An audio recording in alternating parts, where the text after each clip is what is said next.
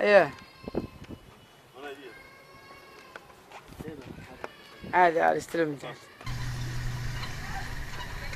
وين معكم عبد الله علي التميمي مدير مديرية الديس الشرقية. ندشن اليوم حملة الإغاثة المقدمة من الهلال الأحمر الإماراتي لمديرية الديس الشرقية، المكونة من 2000 سلة غذائية لمواطني مديرية الديس الشرقية وضواحيها. كما نقدم الشكر لدولة الإمارات العربية المتحدة، والشكر للهلال الأحمر الإماراتي على هذه المعونة التي تخفف من معاناة المواطنين. جاءت السلة في الوقت المناسب لتغطية احتياجات المواطنين في ظل انقطاع الأعمال بهم بسبب هذه الحرب والأزمة التي تظل في اليمن. تعتبر هذه المساعدة أول دفعة مقدمة من الهلال الأحمر الإماراتي لمديرية الديس الشرقية.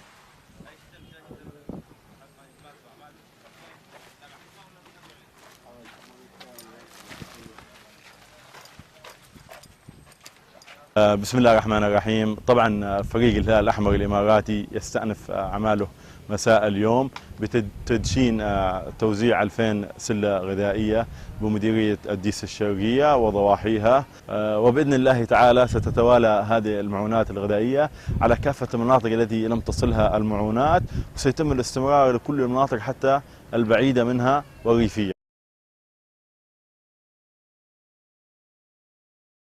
نشكر الهلال الأحمر على معونتنا في الديس الشرقية في وقتها الحالي.